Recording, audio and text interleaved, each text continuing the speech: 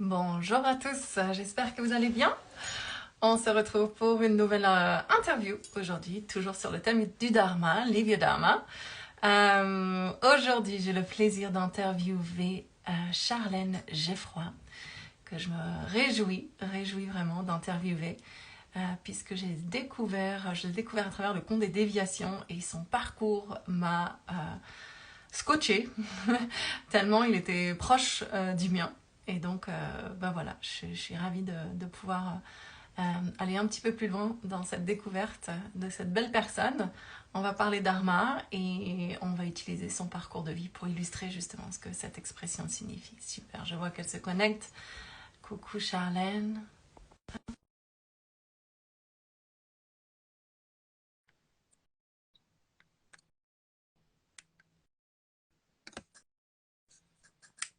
J'espère que ça va fonctionner. Ah,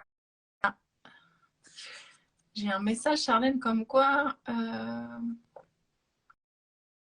Ah si, ça y est.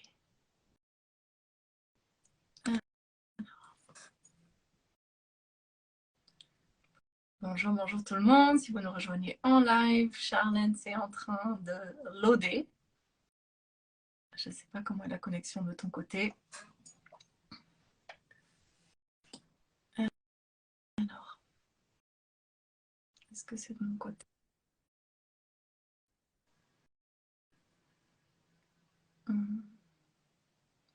Bonjour tout le monde. Alors, essayons. Tac, tac, tac. Ajouter.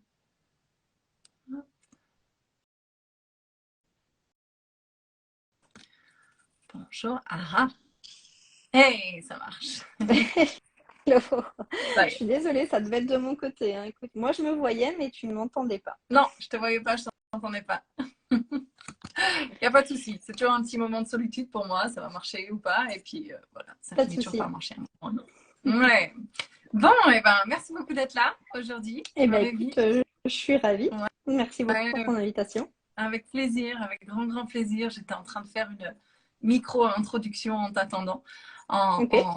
en, en expliquant que en fait, je t'avais découvert à travers ton portrait sur le compte des déviations Oui. et que j'avais été scotchée en fait de la similarité de nos parcours, de nos aspirations. Donc voilà, je t'avais contacté parce que moi je fais ça quand il y a des personnes qui m'inspirent. Je lance des bouteilles à la mer et voilà, et là elle est revenue, donc génial. Absolument. Voilà.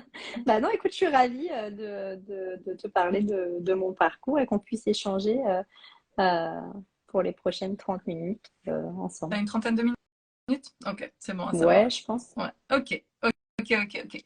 Alors pour les personnes qui nous rejoignent aujourd'hui, qui n'ont jamais vu ces lives et qui se demandent ce que ce mot dharma signifie, je vais faire une intro super rapide. C'est un mot qui est issu de la philosophie yogique de manière générale, qui a plusieurs significations selon les courants. Moi, celle qui me parle le plus, c'est cette notion d'alignement, en fait, de chemin de vie, de chemin d'accomplissement personnel, en partant du principe que l'univers est un grand tout harmonieux et qu'on a tous notre rôle, notre place, en fait, un rôle à jouer, une place à prendre, tout simplement. Et donc à chaque fois, je dis tout simplement parce que vivre son dharma, c'est tout simplement être pleinement soi-même, mais toujours avec un petit sourire dans la mesure où c'est pas si simple que ça finalement dans la société d'aujourd'hui d'oser sortir des cases, des conditionnements de la société, de nos éducations, etc. Donc, voilà, moi j'accompagne les personnes sur cette thématique-là. Finalement, toi, à travers l'accompagnement, le coaching aussi, plus dans la reconversion professionnelle, ça Tout s'y à fait. rapproche. Voilà, on appelle ça un petit peu différemment, mais pour moi, voilà, les deux vont souvent, en tout cas. Le dharma, c'est pas forcément un job, c'est pas forcément une carrière, mais ça peut l'être aussi. En tout cas, on peut trouver cet épanouissement personnel et cette contribution au monde, parce qu'il y a cette notion-là aussi dans la notion du dharma, à travers un métier et une passion qui peut devenir un métier. Voilà dans les grandes lignes. Et justement, pour essayer de sortir un peu de la définition un peu trop intellectuelle. J'aime interviewer des personnes qui ont des parcours inspirants pour pouvoir illustrer ça, en fait, cette thématique à travers des parcours de vie et surtout inspirer tout un chacun à réaliser que on a tous un dharma et que ça peut prendre plein de formes différentes. Et donc aujourd'hui, c'est à travers le parcours de Charlène qu'on va explorer ça. Voilà pour la petite intro. Du coup, Charlène, eh ben, écoute, après, c'est toi qui vas bosser pendant ces 30 minutes. Est-ce que tu pourrais nous faire une petite présentation de qui tu es et de ce que tu fais? Oui, donc je suis Charlène. Euh, donc je suis nomade depuis 3 ans. Euh, J'accompagne aussi des personnes, comme tu l'as dit tout à l'heure, qui souhaitent effectuer une reconversion professionnelle. Donc avec différentes phases, donc en passant par l'introspection, le fait de retrouver confiance, le fait d'oser et surtout de concrétiser son rêve finalement, parce qu'on a tous beaucoup de rêves, mais si on ne met rien en place, ça reste simplement des rêves sans passer à l'action. Et écoute, voilà, pour l'instant, je pense que c'est pas mal. J'ai aussi d'autres choses qui vont se mettre en place, mais elles ne sont pas encore complètement encore faites. Donc, je resterai sur ce sujet-là pour l'instant. Ok, ok, super. Merci du coup de cette petite présentation. Et en fait, pourquoi je te demande de te décrire toi, avec tes mots à toi, c'est aussi parce qu'en fait, j'ai envie qu'on aille un petit peu plus loin dans cette présentation et que tu nous expliques pourquoi en fait tu fais ce que tu fais aujourd'hui. Parce que dans la notion de dharma, il y a cette notion du pourquoi, de l'essence derrière ce qui t'anime à faire ce que tu fais. Donc, comment tu décrirais justement le pourquoi de ce besoin aujourd'hui d'accompagner les personnes à vivre justement leur rêve? Ouais. Euh, En fait, tout simplement parce que je pense que moi, c'est ce que j'ai fait déjà tout le temps, tout au long de mon parcours. Et puis tout ça, ça a pris du temps hein, pour que ça se mette en place. C'est pas venu du jour au lendemain, mais j'ai toujours, on est toujours venu me poser des questions en fait sur mon parcours parce que j'ai eu un parcours pas forcément linéaire et parfois je me suis retrouvée dans des choses où peut-être pour d'autres personnes c'était quelque chose de plus difficile de faire ce pas ou ce saut ou autre. Donc on est souvent venu me poser cette question de mais tu n'as pas peur. Donc Tu voilà, aurais donc des je répondais en exemples général précis? Tu aurais des exemples oui, précis de ça peut contexte où on être t'a posé cette question? bah écoute, plusieurs, mais le premier vrai changement que j'ai fait, c'est lorsque j'ai quitté la France. Donc à l'époque, j'avais 20 ans. Euh, et en fait, j'ai décidé de partir vivre à Londres. Et je connaissais personne, je parlais pas la langue, voilà, j'avais rien en fait, hein, j'avais pas de travail qui m'attendait, pas d'amis qui m'attendaient, quoi que ce soit, mais euh, j'avais envie de faire ça, en fait. Voilà, c'était une idée qui me plaisait énormément. Et c'est ce qu'on m'a dit dès le début, en fait, de se dire, mais t'as pas peur de partir toute seule, etc. Donc ça, c'est un exemple. Et là, en ce moment, voilà, je suis nomade, comme je l'ai dit tout à l'heure. Donc, je voyage en travaillant. Et donc, je voyage, je suis un solo traveler. Donc, euh, donc, on me pose souvent cette question en tant que femme, est-ce que tu as peur de voyager seule, etc. Voilà, donc ça, c'est une question qu'on m'a toujours posée. Donc, j'ai toujours trouvé ça intéressant, en fait, ce rapport à la peur. Comment est-ce que certaines personnes font qu'elles arrivent à dépasser leur peur, d'autres que non, etc. Donc c'est un sujet qui m'a toujours intéressée. Et puis comme je le disais tout à l'heure, en fait, moi j'ai démarré ma carrière donc à Londres. Et la philosophie londonienne, c'était vraiment de nous dire, si quelque chose vous plaît pas, changez-le, tout simplement. Et donc j'ai vraiment c'est quelque chose qui est vraiment ancré en moi. C'est-à-dire que quand quelque chose me plaît plus, je le change. Voilà. Il y a eu un moment où je me plaisais plus à Londres, donc j'ai fait autre chose et je suis arrivée à travailler à Paris dans ma toute première entreprise où là j'ai rencontré plein de personnes qui bah, qui avaient juste pas envie d'être là en fait finalement.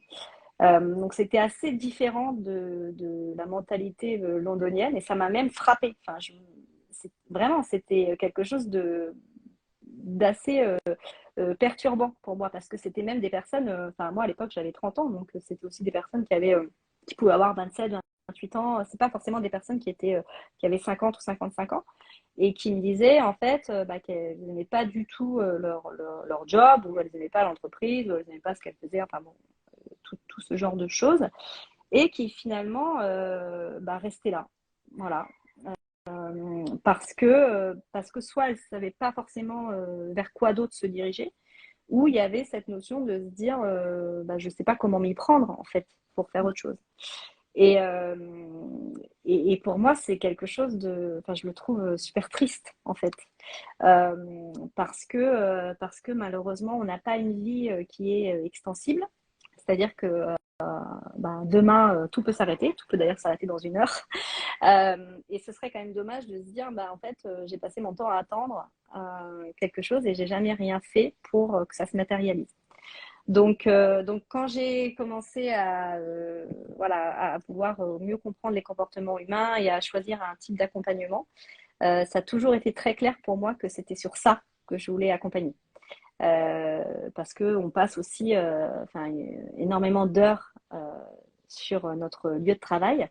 Euh, donc il faut que ce soit peut-être. Après, c'est un choix aussi. Il y a des personnes qui vont choisir de s'ennuyer au travail. Et ça, c'est un choix. Chacun fait comme il a envie.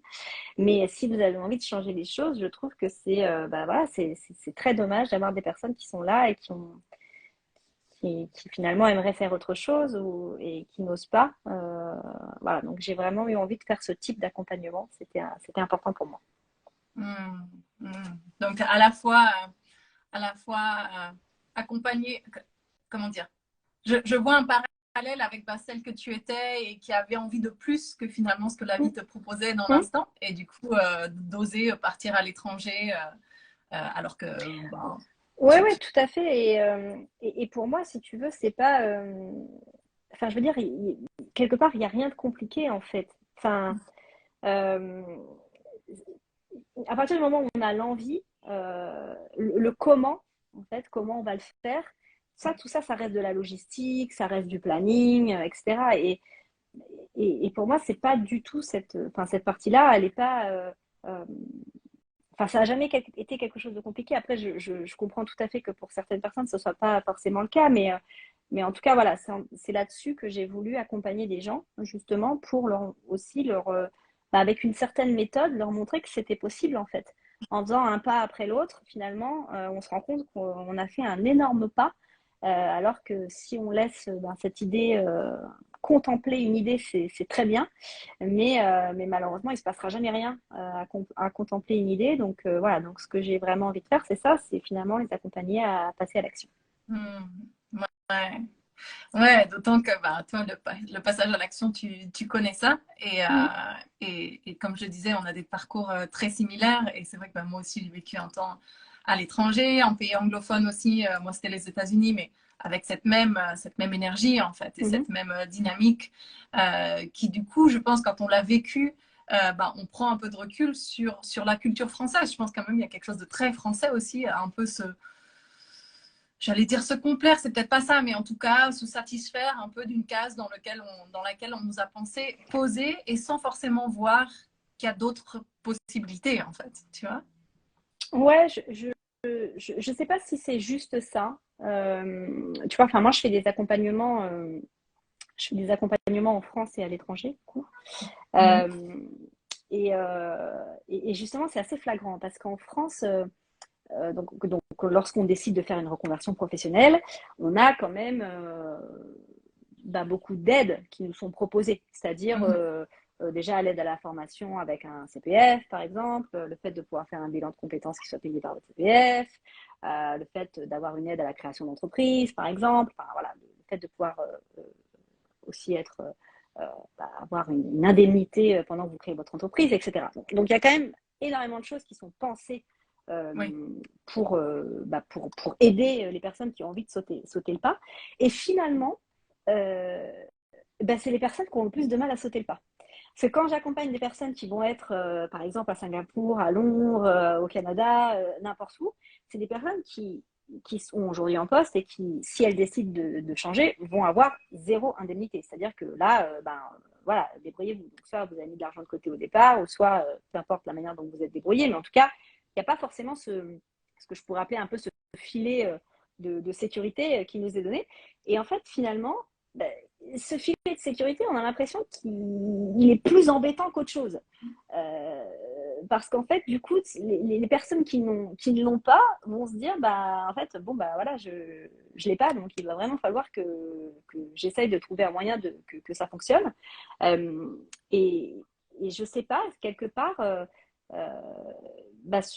ça peut poser finalement plus problème que d'aider euh, euh, les personnes qui ont envie de se lancer. mhm, ouais. Ouais, bon, on pourrait faire encore tout un live sur, sur cette Ah oui, thématique-là du oui, tout à système fait, tout à français fait, et tout à de ce fait. fameux, effectivement, filet de sécurité qui fait qu'à mon avis, on prend du coup les décisions d'un point de vue rationnel Mhm, plutôt que de suivre son instinct, tu vois. Et justement, cette notion de petite flamme à l'intérieur qui te fait avancer. Et pour moi, c'est vraiment ça aussi, la dimension dharmique de ces changements de vie. Et, euh, et du coup, finalement, ça peut un peu paralyser. Or, j'imagine que tu es d'accord que c'est vraiment justement en prenant des actions, en passant à l'action, que on acquiert de bien, l'expérience et du bien courage sûr. et de la clarté et que finalement, on crée ce cercle vertueux qui, c'est sûr que si on reste sur son canapé et qu'on on est tétanisé par la peur et on n'ose pas, eh ben, on va rester un peu dans cette Mm, mm, dynamique-là, quoi. mm. Oui, tout à Euh, fait.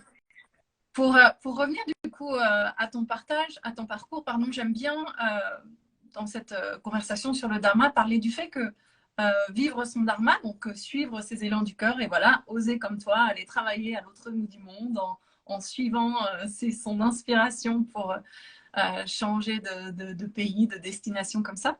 Ça se fait pas du jour au lendemain. Ça veut pas dire que c'est facile tous les jours. Et puis, ben, souvent, pour en arriver là, euh, la plupart des personnes que j'ai interviewées, ben, elles sont passées par des phases de vie qui étaient justement beaucoup moins confortables en fait et Mm, qu'on demandait vraiment d'aller comment tourner le regard vers l'intérieur et mhm, vraiment se mettre à l'écoute de ce qu'elles avaient vraiment envie. mhm. Est-ce que toi, justement, il y a des expériences de vie qui ont été, ben, voilà, aussi inconfortables, mais qui finalement, sans lesquelles tu ne serais pas la personne que tu es aujourd'hui et tu n'aurais pas osé passer à l'action comme tu as pu le faire. Euh, oui, oui, clairement. Il y a eu plusieurs, enfin, il y a eu deux événements de vie qui font que je suis sûrement la personne que je suis aujourd'hui et et qui, de prime abord, peuvent se regarder avec quelque chose peut-être un œil négatif en se disant, j'aurais bien aimé que ce soit différent. Et finalement, qui ont eu un côté positif. Donc, euh, donc oui, en général, je pense que, enfin, il y a la manière dont on a tous eu des expériences de vie plus ou moins heureuses ou malheureuses, mais en tout cas, elles ont un impact important sur. Enfin, en général, c'est souvent là qu'on se remet en question. Euh, en tout cas, pour moi, euh, ça- c'est des moments qui ont fait que je me suis questionnée sur pas mal de choses. Oui. Ouais, ouais. Et souvent, moi, ce que j'ai remarqué aussi, c'est que c'est des expériences de vie qui nous permettent de réaliser à quel point justement on est beaucoup plus fort, on est beaucoup plus confiant, on est beaucoup plus résilient que ce qu'on croit. mais que ben, il fallait un peu passer l'épreuve du feu pour réaliser ça, Ouais, en ouais, tout fait. à fait. Ouais. Tout à fait. Mais c'est super important, enfin, revisiter son parcours, ce qui a pu nous arriver et surtout bah, tenter de le comprendre en fait. Euh, ou en tout cas d'essayer d'en retirer quelque chose, euh, va faire qu'on va avancer. Mhm. En tout cas, pour moi, c'est un peu comme ça que je le vois. Ouais, ouais, ouais, ouais, moi aussi complètement. Et quand même, petite précision, quand on est le nez dedans, on n'a pas forcément le recul pour Oui, tout à fait, réaliser tout à fait, la tout à leçon à fait. tirer de tout ça. Et Non, non, que voilà, c'est absolument. Ça normal prend que du temps ça prend du temps et ça tout peut à prendre fait. de Ouais, ouais, l'aide, ouais, voilà, ouais, ouais, avec un absolument, accompagnement absolument. pour réaliser en fait. Ah bah Mm, tiens, en mm. fait, j'ai appris ça, ça, ça, je suis Ouais, plus tout à comme fait. ci, comme ça, Mm, depuis que je mm. suis passée par là. Ouais, ouais, Ouais. tout à fait. Hmm.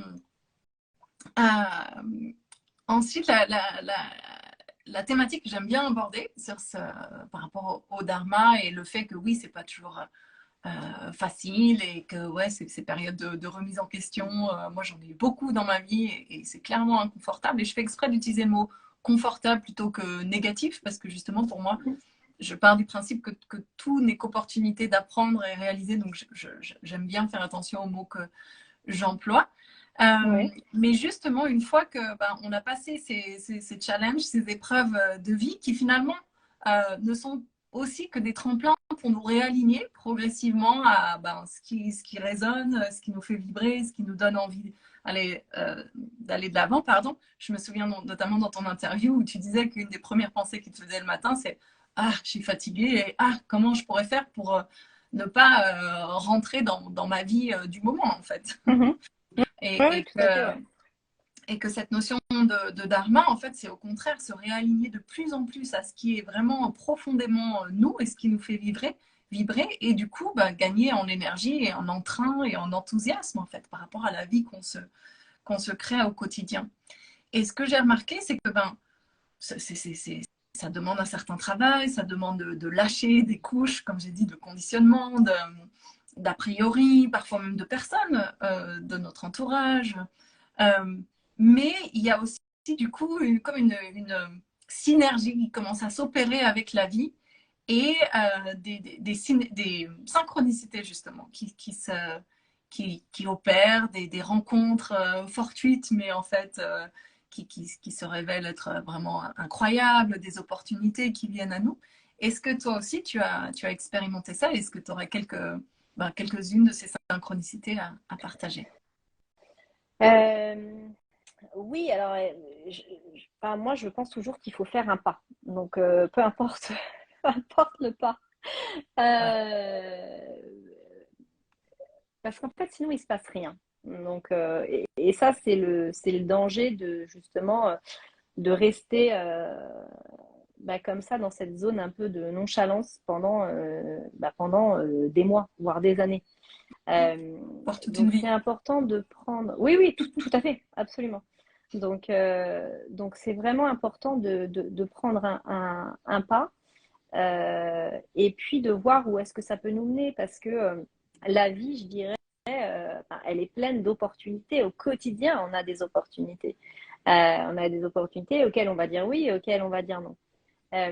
Mais encore faut-il savoir parfois bah, les créer aussi, ces opportunités.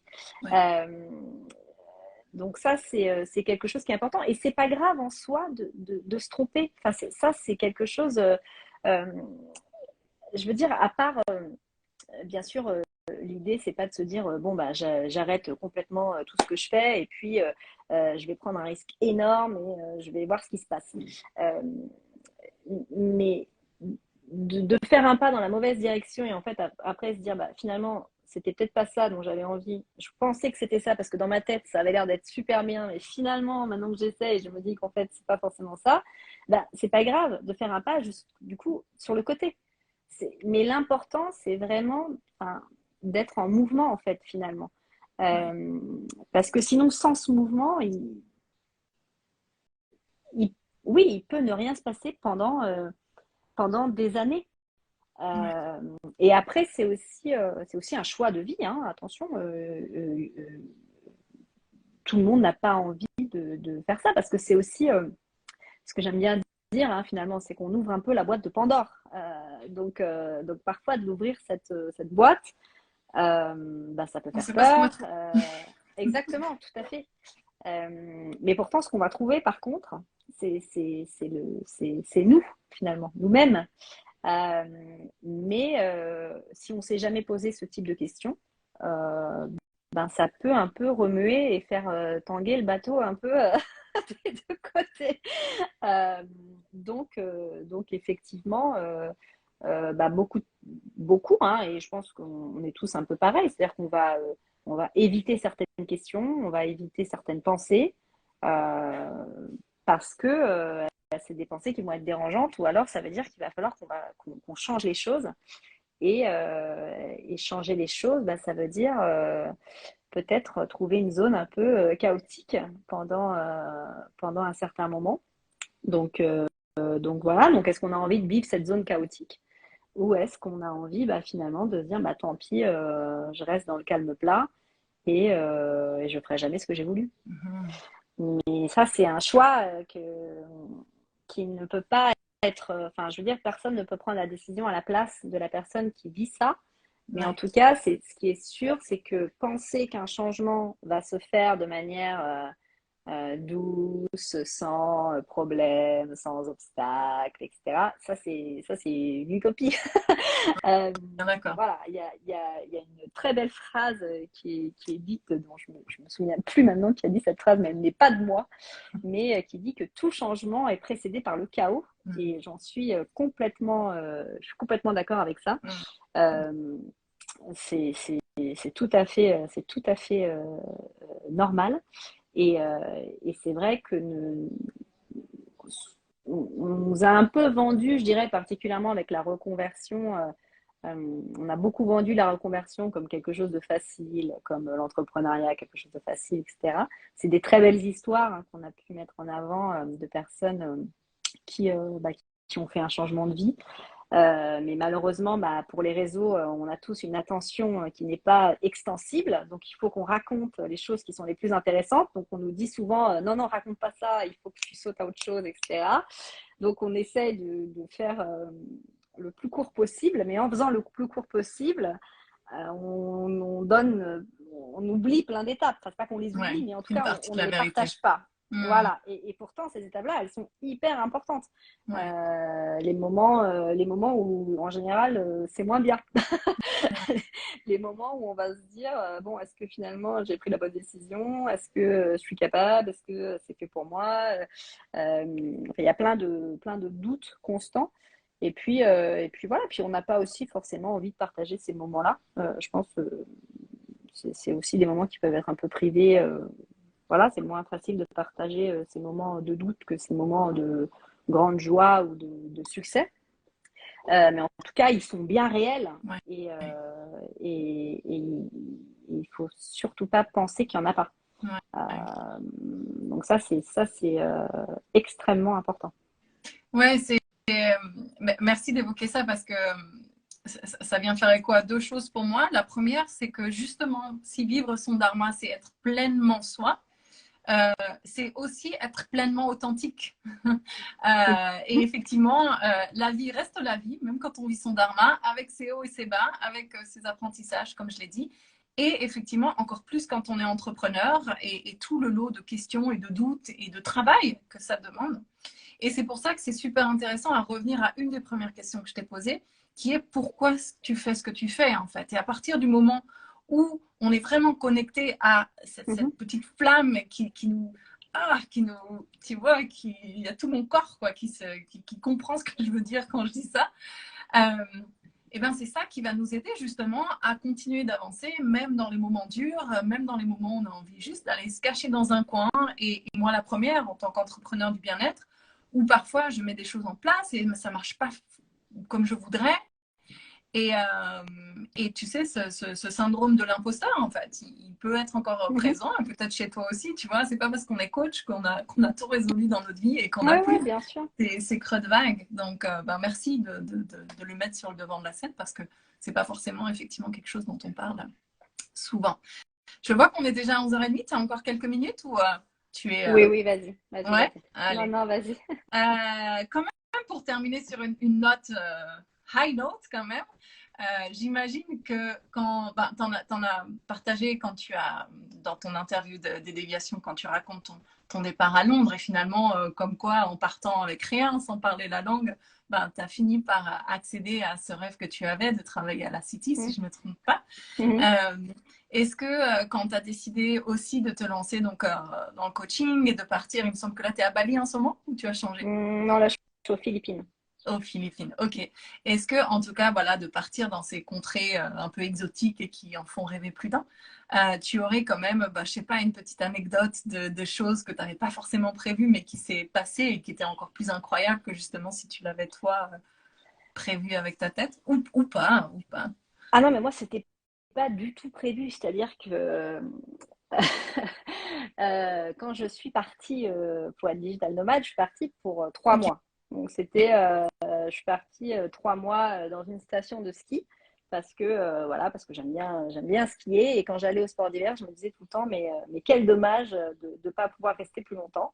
Donc, donc j'ai fait le choix de partir. En plus, c'était pendant le Covid. Donc, voilà. Donc, j'ai dû rester en France. Et donc, je suis partie pendant 3 mois dans une station dans les Alpes. Ok.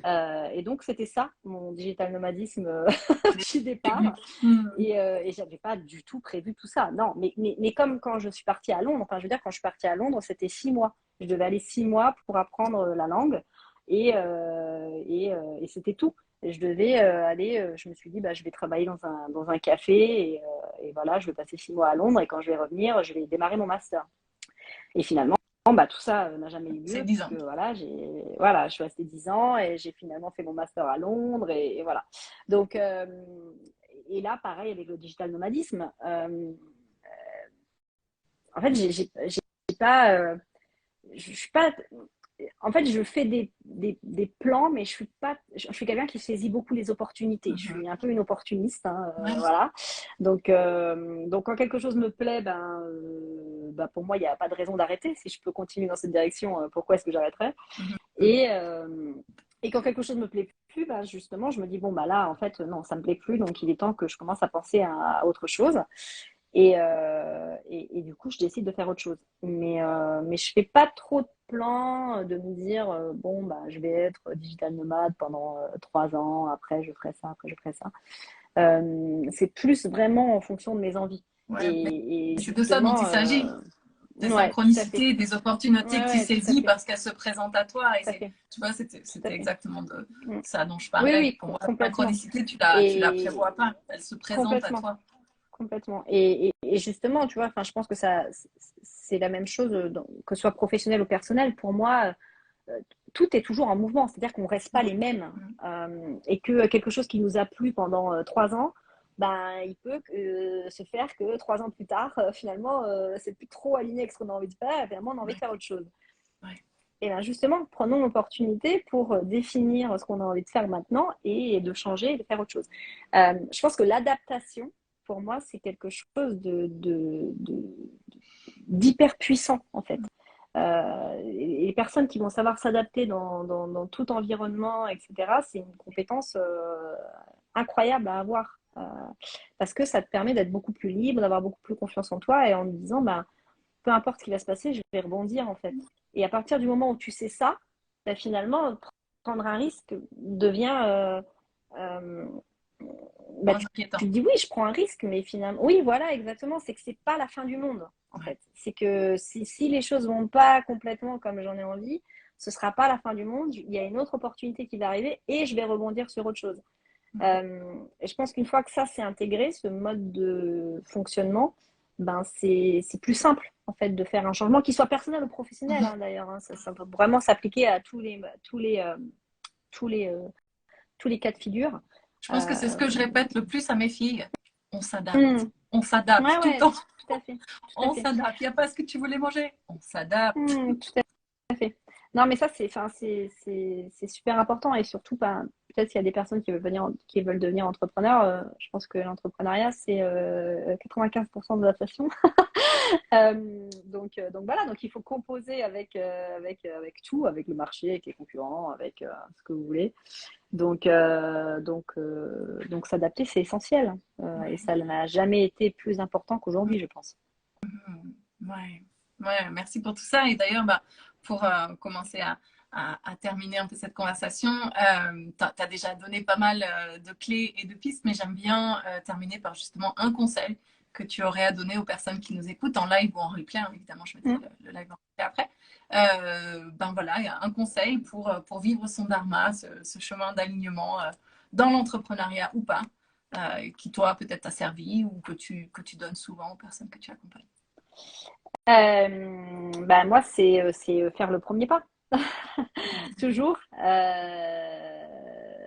Vraiment, je pense que c'est ça. C'est la clé de la mise en place de quelque chose.